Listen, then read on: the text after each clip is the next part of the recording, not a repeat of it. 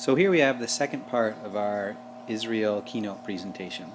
We have two more wars to go over before we're done. The next war we're going to talk about is the Six-Day War, which is one of the most stunning military victories in history, and in a matter of 6 days Israel manages to destroy the armies of Egypt, Jordan, and Syria with a preemptive strike. This all starts really with the end of the 1956 Sinai crisis.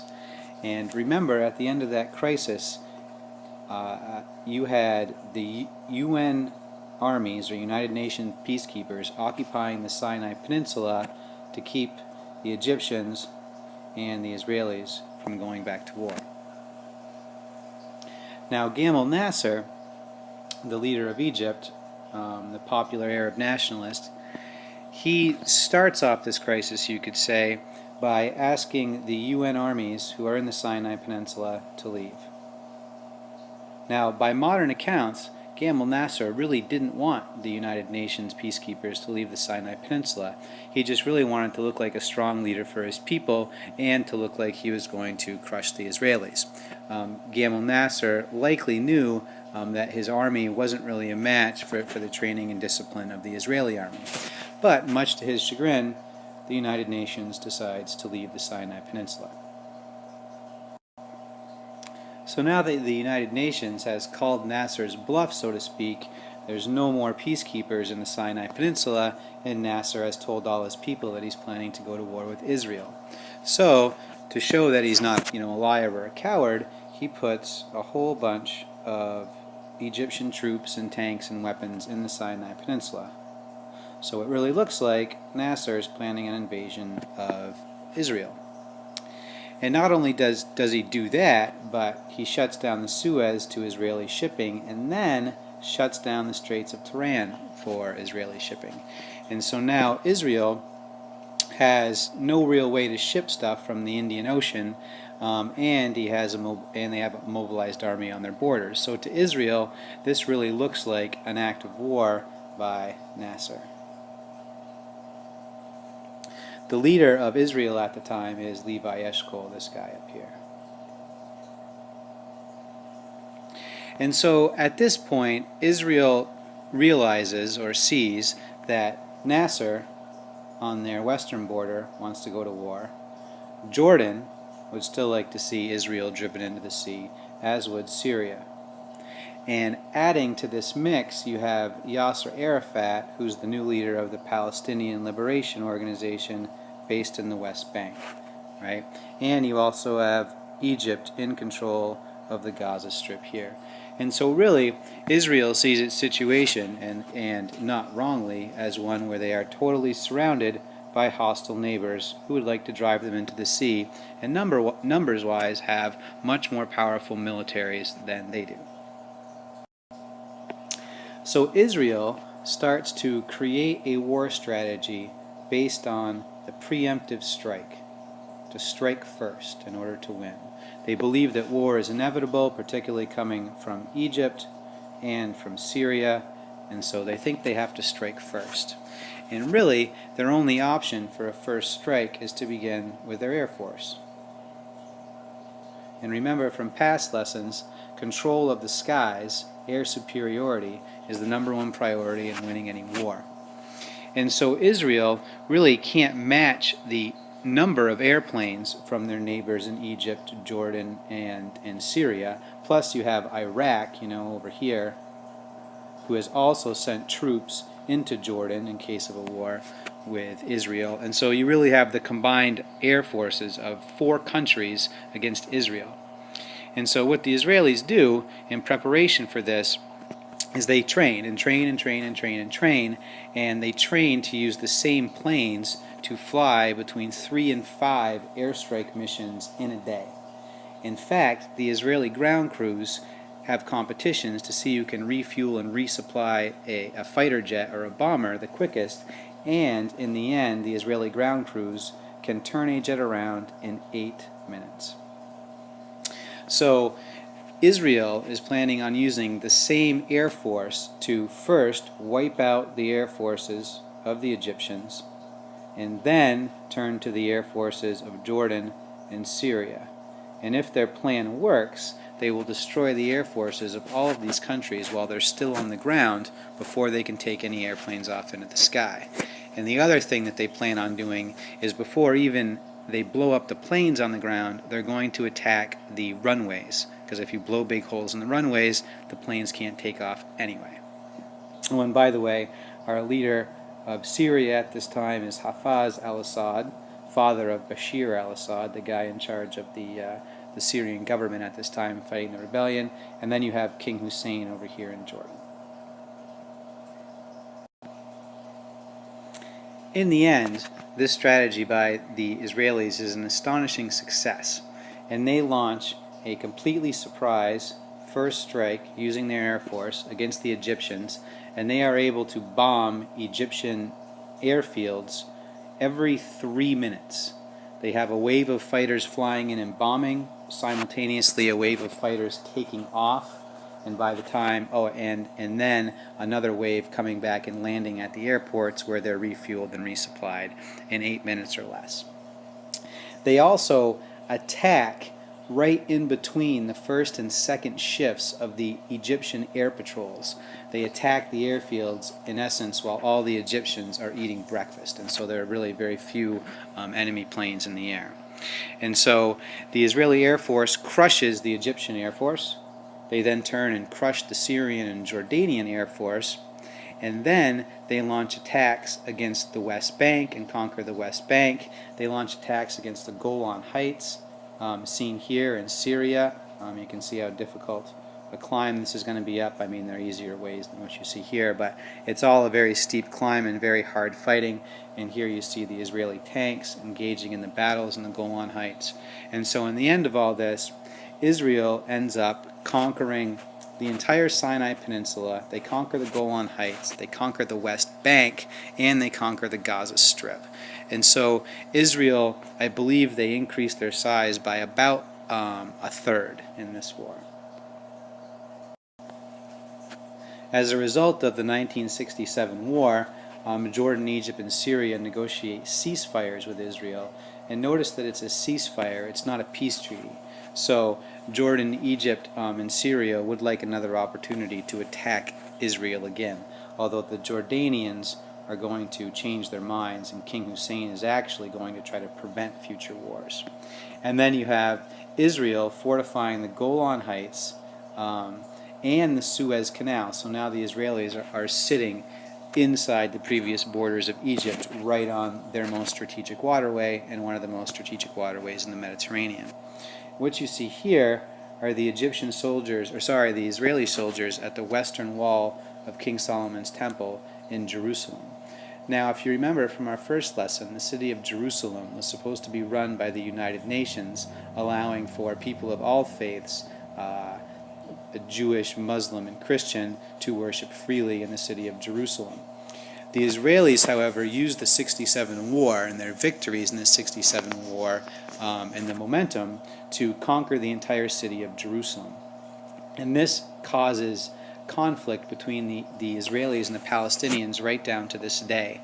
The Palestinians believe that East Jerusalem is theirs, and it really is theirs by United Nations treaty, but once the Israelis, seen here in this modern protest, occupied East Jerusalem, they started building settlements in East Jerusalem. So they start moving in Jewish settlers into previously Arab and Muslim territory, and Muslim territory, Arab territory, that's recognized as such by the United Nations. And it's the Israelis' refusal to stop these settlements that makes peace between the Israelis and the Palestinians seem like at this point perhaps a faraway dream. And it's also what's driving lots of protests here, as you see Palestinians and Egyptians protesting each other in Jerusalem.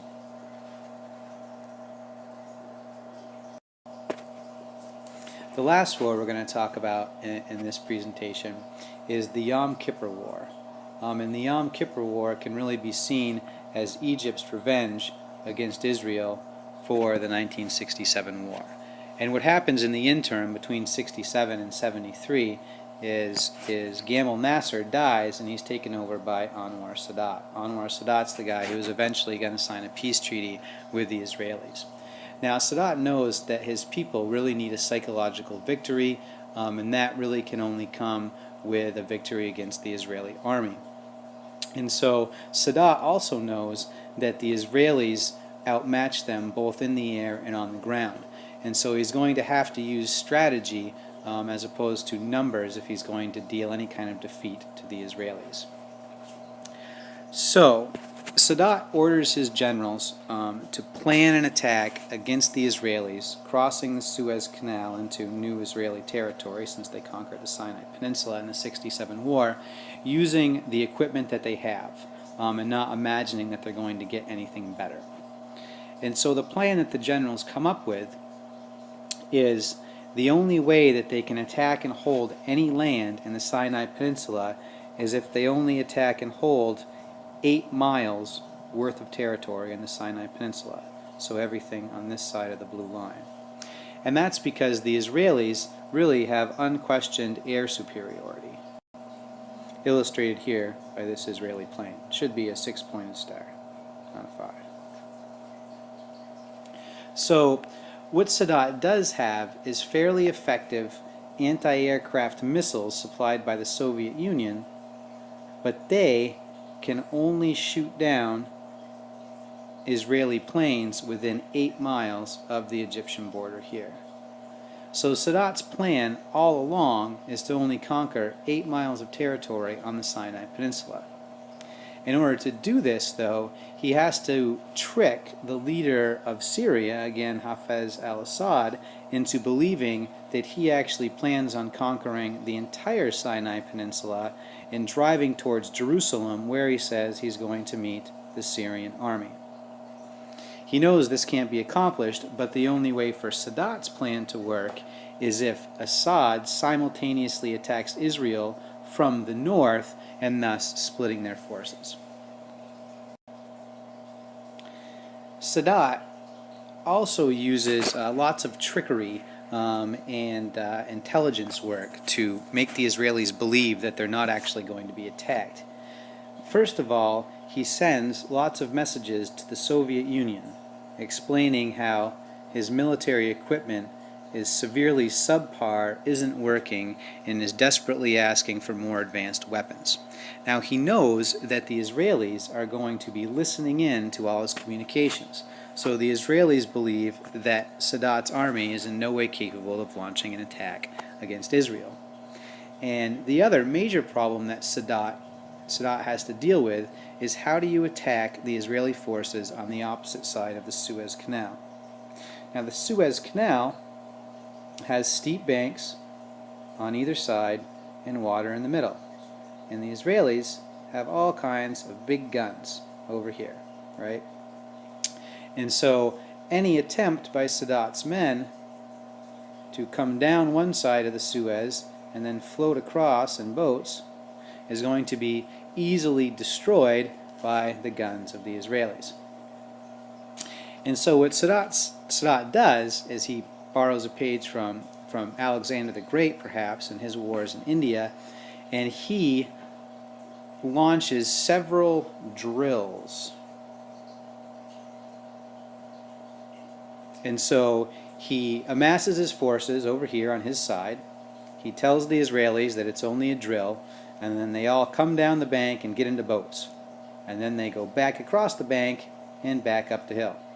And so the first time that he does this, the Israelis mobilize all of their armies and get ready for war on the Suez Canal. The second and third time Sadat runs these drills, the Israelis realize that it's not really a war, and they send all of their people, or all of their reserves anyway, home for the Yom Kippur holiday. And the third time that Sadat launches this drill, on October 6th, 1973, it's no longer a drill, it's the real thing, and the Israelis are totally caught with their pants down. By the time they realize what's happening and try to mobilize their forces, the Egyptian forces are up the side of the Suez Canal. They've destroyed the Israeli fortifications here, and before the Israelis can launch a counterattack, Sadat successfully conquers the 8 miles of land that was his goal.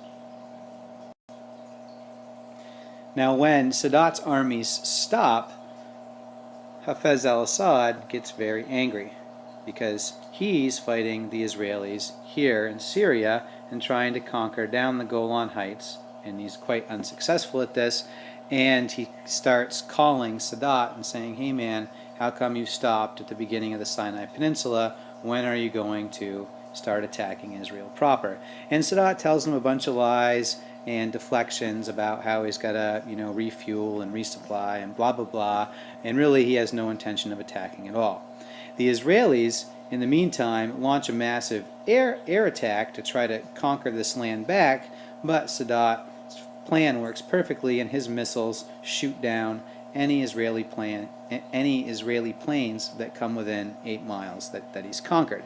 Israel cannot reconquer this territory, and it's a really, from their minds, a tragic and unimaginable loss or inability to beat the Egyptians, who they really had very little respect for militarily at this point.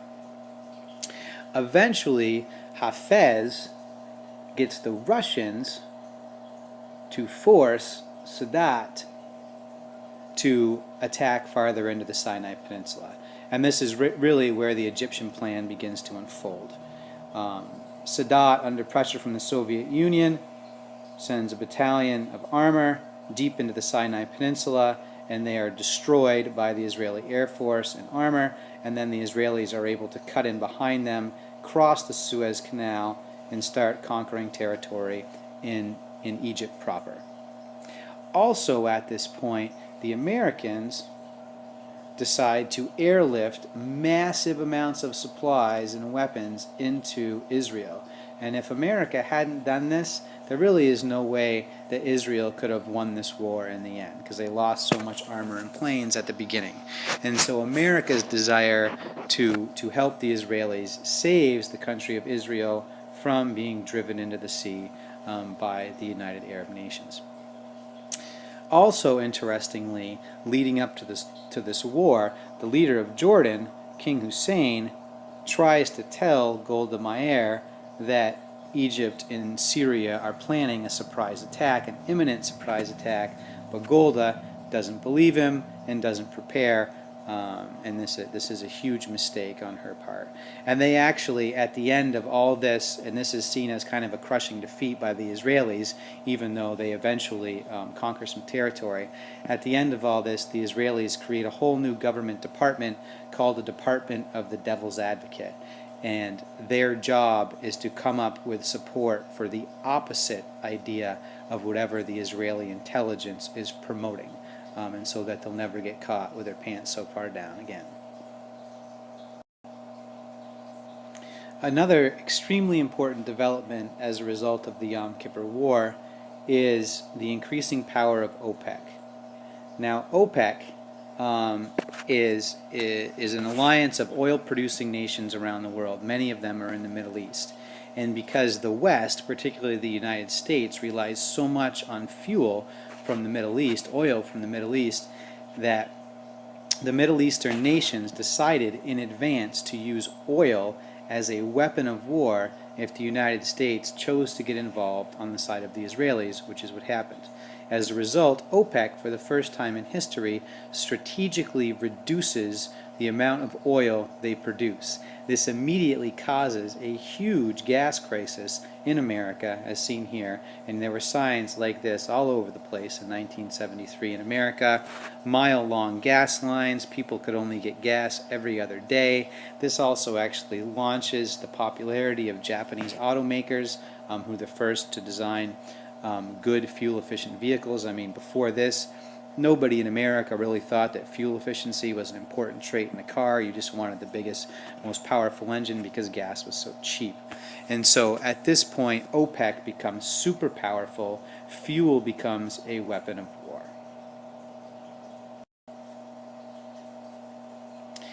Here we see the Egyptians successfully crossing the Suez Canal. And here we see the Israeli tanks destroyed in this surprise attack in the Sinai Peninsula. Again, a huge psychological defeat for the Israelis. The ultimate result of the Yom Kippur War, in my opinion, is a peace treaty between Egypt, Israel, and eventually Jordan, right? And in this picture you have the signing of the Camp David Accords, and here's President Jimmy Carter here, here's Anwar Sadat from Egypt here, and then Menachem Begin here. And what this does is it stabilizes Israel's western border and Egypt's western border. Egypt gets the Sinai Peninsula, again it becomes their territory, and Israel gets recognition of their status as a country by the Egyptians. And this also happens between Israel and Jordan.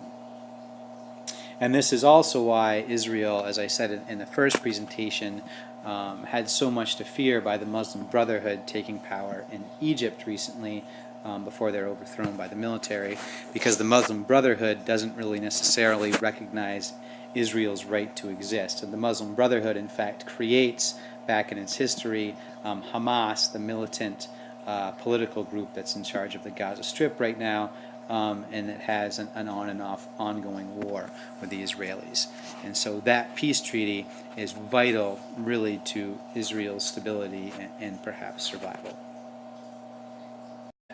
Gamal Nasser likely knew that his army wasn't really a match for the training and discipline of the Israeli army. But, much to his chagrin, the United Nations decides to leave the Sinai Peninsula. So now that the United Nations has called Nasser's bluff, so to speak, there's no more peacekeepers in the Sinai Peninsula, and Nasser has told all his people that he's planning to go to war with Israel. So here we have the second part of our Israel keynote presentation. We have 2 more wars to go over before we're done. The next war we're going to talk about is the Six-Day War, which is one of the most stunning military victories in history, and in a matter of 6 days Israel manages to destroy the armies of Egypt, Jordan, and Syria with a preemptive strike. So, to show that he's not, a liar or a coward, he puts a whole bunch of Egyptian troops and tanks and weapons in the Sinai Peninsula. So it really looks like Nasser is planning an invasion of Israel. And not only does he do that, but he shuts down the Suez to Israeli shipping and then shuts down the Straits. This all starts really with the end of the 1956 Sinai crisis. And remember, at the end of that crisis, you had the UN armies, or United Nations peacekeepers, occupying the Sinai Peninsula to keep the Egyptians and the Israelis from going back to war. Now, Gamal Nasser, the leader of Egypt, the popular Arab nationalist, he starts off this crisis, you could say, by asking the UN armies who are in the Sinai Peninsula to leave. Now, by modern accounts, Gamal Nasser really didn't want the United Nations peacekeepers to leave the Sinai Peninsula. He just really wanted to look like a strong leader for his people and to look like he was going to crush the Israelis.